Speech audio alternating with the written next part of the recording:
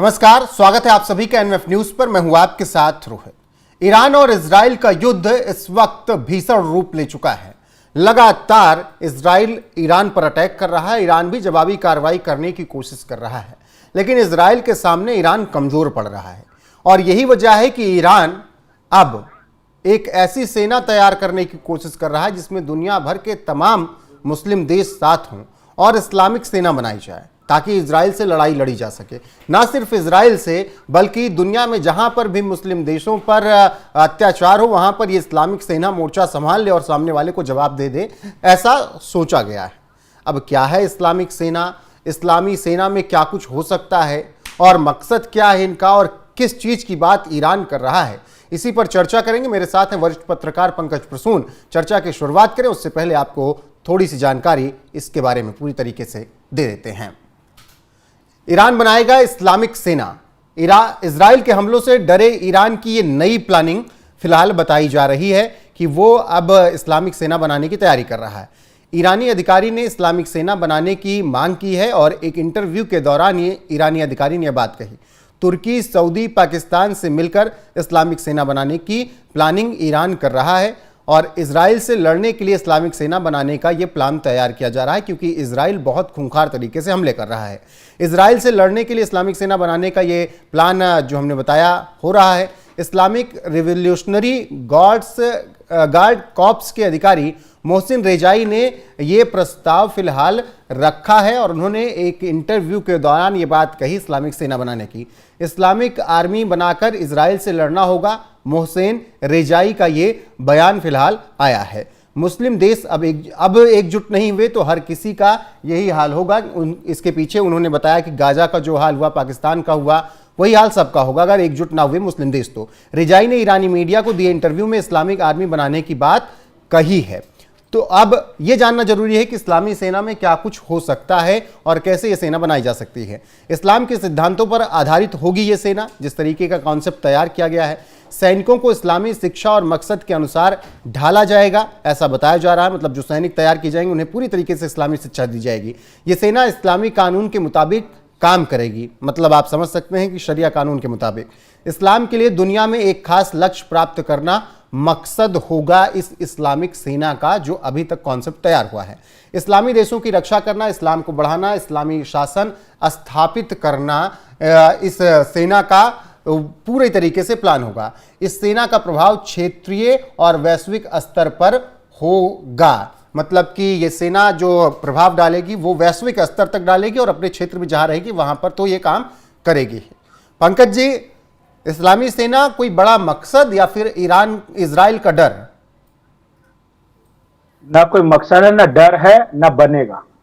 मैं तो रेजाई फिर ये क्यों कह रहे हैं? ये इस्लाम मोहसिन रेजाई प्रोपेगेंडा मिनिस्टर है। इन्होंने पिछले कुछ दिनों में बहुत बड़े बड़े दावे किए। पहला दावा यह किया कि जैसे ही हम पर परमाणु बम गिरेगा, ईरान के इशाक डार और ख्वाजा आसिफ हैं क्या? लगभग उसी तरह का। अच्छा, कोई ये जाके पूछे कि ये इस्लामिक सेना जो होगी, इसका जो कमांडर होगा कौन होगा, शिया या सुन्नी? ये पूछना चाहिए था, क्योंकि ईरान जो है वो शिया देश है और वो बाकी पूरे अरब देशों का शहंशाह बनना चाहता है। इसी वजह से तो ये इस्लामिक सेना का कॉन्सेप्ट रखा और इस्लामिक सेना का हेड ये खुद ईरान का कोई अधिकारी होगा और बाकी सारे सुन्नी देश इसके अंडर होंगे। सऊदी मानेगा या फिर इनसे, यही तो मैं बता रहा था कि आप देखते जाइए इसको। ये ईरान आज से नहीं, बहुत लंबे अरसे से इसके प्रयास कर रहा है। आज बयान दिया है। ये हिजबुल्लाह क्या है? ये ईरान के शियाओं द्वारा बनाई गई मिलिशिया है जो उनके अनुसार इस्लामिक सेना है और इस्लाम के सिद्धांतों पर चलती है।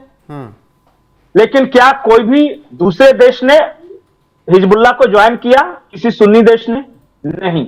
इसी तरीके से और सेना है पंकज जी, हिजबुल मुजाहिदीन, जैश ए मोहम्मद, ये सब भी सेना ही तो है इनके हिसाब से तो। नहीं, प्रॉपर आर्मी नहीं है, ये सब तंजीमें हैं। और हिजबुल्लाह प्रॉपर आर्मी है। वहां एक स्ट्रक्चर है, कोई मेजर होता है, कोई कमांडर होता है, और ये जो है आतंकी तंजीमें हैं। मैं आपको बता रहा हूं कि रह गई थी बात जी। अरब की लड़ाई क्या है? वहां दो तरह के देश है। ईरान कहता है कि सबसे बड़ी सेना हमारे पास है, इसलिए सारे मुस्लिम जो हैं हमें अपना गुरु मान ले और इसके अंडर सारा इस्लामिक सेना जो बनेगी। सऊदी कहता है कि मक्का और मदीना तो हमारे यहां है, तो हम तुम्हें अपना गुरु क्यों माने? स्पिरिचुअल गुरु तो हम है ना, सऊदी है। उधर टर्की कहता है कि ऑटोमन एम्पायर तो हम थे, हमारे अंडर सारे मुसलमान थे और हमारा सबसे बड़ा साम्राज्य था कि तुम दोनों को तो हमारे अंडर रहना ईरान चाहिए। यही बात तो कह रहा है पंकज जी, अगर आपस में लड़ते रहे तो हर जगह मुस्लिम देशों का यही हाल होगा। पहले गाजा पट्टी तो ठीक है, में बाजा बजा, फिर आज- ईरान में इस तरीके से पाकिस्तान को तोड़ा नहीं, ही तो गया सबसे- अभी। नहीं, बिल्कुल सही कह रहे हैं। तो सबसे पहले लेबनान में ये जो हिजबुल्लाह वहां के सुन्नियों को मार रहे हैं, तो पहले तो वो बंद करें, क्योंकि पहले तो यही मार रहे हैं ना। हिजबुल्लाह जो कि शिया लड़ाकों का ग्रुप है, ये लेबनान के सुन्नियों की हत्या क्यों करे? नरसंहार, हत्या भी नहीं। और ये सऊदी को यमन में क्यों मिसाइलें दागनी पड़ रही है? और यमन के जो विद्रोही हैं, हुती विद्रोही, वो सऊदी पर क्यों मिसाइलें दाग रहे हैं? ये बता देना। और ये टर्की जो है, टर्की की ईरान से क्या दुश्मनी थी? वो तो अजरबैजान से टर्की तक जो अपना ट्रेड रूट बनाना चाहता है, ईरान उसका क्यों विरोध कर रहा है? ये देखिए, ये एक शिगुफा छेड़ा जाता है ताकि जो भावुकता या भावुक मुसलमान है ना, वो आके इन सब प्रोपेगेंडा में फंस जाए। और मैंने तो शुरू में ही कहा ना कि मोहसिन रजाई जो है प्रोपेगेंडा मिनिस्टर है ईरान का, वो तो हर वो बात करेगा जिससे एक प्रोपेगेंडा फैले, लेकिन काम आ नहीं रहा है इनका प्रोपेगेंडा। मैं आज आपको एक बड़ी बात बताता हूं। इस लड़ाई में सऊदी अरब, बहरीन, इराक, ये सब शामिल हो रहे हैं, लेकिन अमेरिका की तरफ से। निश्चित मानिए इस चीज को। और ये पाकिस्तान जिसके पास एकमात्र सुन्नी देश, जिसके पास परमाणु बम है, वो अमेरिका के इशारे पर चलने वाला है। न सऊदी आपके साथ है, न पाकिस्तान आपके साथ है। टर्की, वो नाटो का मेंबर है। टर्की किसकी तरफ से रहेगा? एक मुसलमान देश बता दिए जो कि ईरान की तरफ से है। ये छोटे मोटे यमन फैमन के छोड़ के बड़े जो देश, ताकतवर पाकिस्तान ने, जो ताकतवर है वो जो कोई ईरान ताकतवर का है साथ वो देने को ईरान के तैयार खिलाफ नहीं है। साथ देना अलग बात है, वो खिलाफ हैं।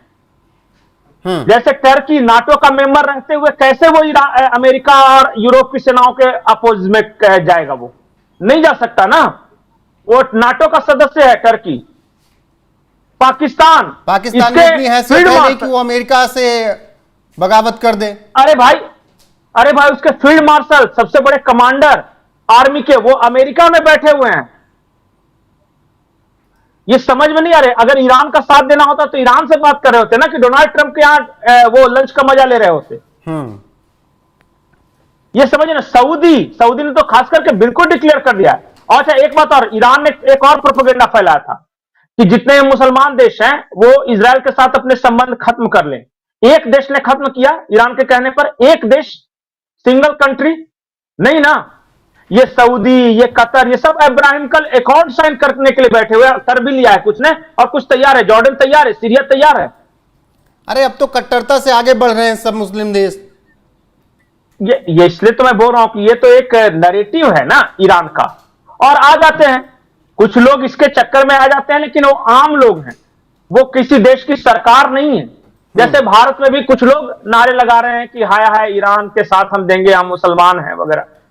लेकिन इन जाहिलों को यह नहीं पता कि जिन देशों को इन्होंने अपना स्पिरिचुअल गुरु माना है, जैसे सऊदी अरब, वो साथ नहीं दे रहा ईरान का।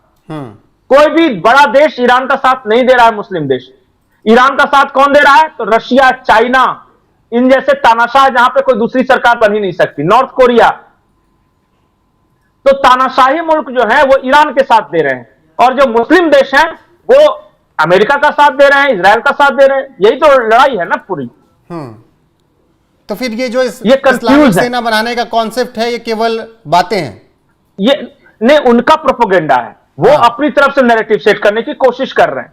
लेकिन अगर पंकज जी बन जाता है, लेकिन अगर पंकज जी इस्लामिक सेना जाएगा, बनती है, एक भी देश राजी नहीं है तो कैसे बन जाएगा? क्या होगा? कहने से थोड़ी ना बन जाएगा, कुछ बनेगा ही नहीं। एक देश बताइए जो राजी हो। एक देश, पूरे देशों का छोड़ दीजिए, 57 देश है, 57 में से आप एक ऐसा देश निकाल कर दीजिए ईरान के साथ जो इस्लामिक सेना बनाने के लिए तैयार हो, नॉट इवन सिंगल कंट्री। तो कैसे कह देंगे कि बन जाए अगर तो ये हो जाएगा तो वो हो जाएगा? कुछ नहीं होने वाला है।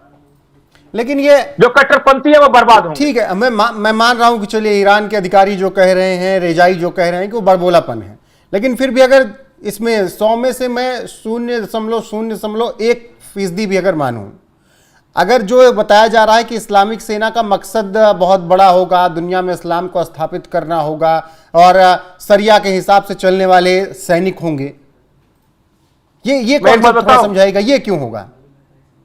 जिस दिन इस्लामिक सेना बन गई ना, तो टर्की नाटो से बाहर हो निकाल दिया जाएगा।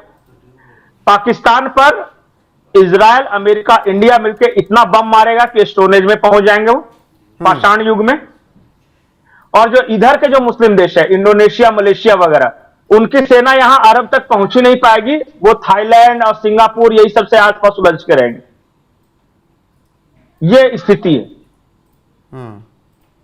ये देखिए क्या हो सकता है ना कि इस तरह का नैरेटिव सेट करके कुछ तालिबानियों को अपने साथ जोड़ ले, सेंटिमेंटल करके, कुछ पाकिस्तानियों को अपने साथ जोड़ ले, और कुछ भारत के लोग जो वो सब कन्वर्टेड टाइप के जो उछल कूद करते रहते हैं ना कि मुस्लिम के नाम पे ईरान के साथ, उनमें से बस इससे ज्यादा कुछ नहीं होने वाला है। कुछ लोग मरने के लिए चले जाएंगे ईरान में, लेकिन बड़े कैनवास पे ऐसा कुछ होता नहीं दिख रहा। ठीक है पंकज जी। अरे होना होता ना, अगर होना होता तो अरब इजराइल वार हुआ था, एक तरफ अकेला इजराइल और एक तरफ अरब के सारे देश, उसी वक्त इस्लामिक सेना बन गई होती। बिल्कुल। फिलहाल आज तो खैर बिल्कुल छिन्न भिन्न अलग थलग है। बिल्कुल। लेकिन ये तो तय है ना कि ईरान डरा सहमा नजर आ रहा है, तभी ये सब बातें हो रही। ईरान की लगी पड़ी है वो इसलिए क्योंकि एक तो कोई देश खुलकर साथ आ नहीं रहा है, दूसरा यहां पे बैठे बैठे मिसाइलें मार रहे हो, ठीक है, तेल अवीव में नुकसान हो रहा है, लेकिन तुम्हारा क्या, जितने टॉप के कमांडर हैं, टॉप के, अच्छा वहां मान लिया कि मैं बताता हूं, दो तरह का युद्ध है।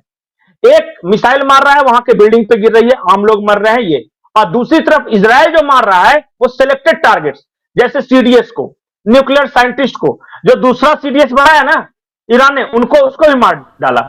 उसके बाद इसके देखिए, इसका जो स्ट्रेटेजिक लोकेशन है, पावर प्लांट्स है वहां पे, जहां पे ऑयल रिफाइनरी है वहां पे कर रहा है, मतलब घुटने टेकेगा ना। ठीक से अगर समझिए तो ईरान बस केवल मिसाइल मार रहा है, इजराइल टारगेट करके मार रहा है। देखिए इजराइल के पास रणनीति है और ईरान क्रोधवश मिसाइलों का जखीरा छोड़ रहा है। जवाब देना है तो देना है, किसी तरीके से देना ही पड़ेगा ना, देना है तो देना, फ्रस्ट्रेशन है ये। हाँ मैं 200-400 मिसाइलें, बैलिस्टिक मिसाइलें मार दूंगा, मुझे इससे कोई मतलब नहीं कहां गिरे, बस सिर्फ दिखाने के लिए हो जाए कि तेल अवीव के इस बिल्डिंग पे गिरा है, 11 इजरायली मारे गए हैं, तो ये। और वो क्या कर रहा है कि स्पेसिफिक लोकेशन पे मार रहे हैं, इनके न्यूक्लियर जहां पे रखे हो वहां मार रहे हैं, इनका जहां पावर प्लांट जहां से जनरेट होता है वहां मार रहे हैं, इंटेलिजेंस बिल्डिंग पे मार रहे हैं, इतने सारे टॉप के लीडरशिप को बिल्कुल सफाया कर दिया है। खमैनी को खुद नहीं पता कि वो कितने दिन जिएगा।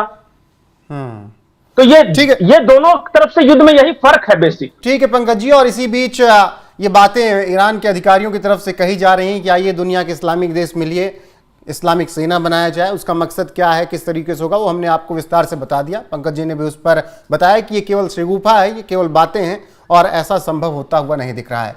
बाकी आप लोगों की राय क्या है ऐसे इस्लामिक सेना बनाने पर जो ईरान बात कह रहा है, कमेंट में जरूर बताइएगा। बने रहेगा हमारे साथ। नमस्कार।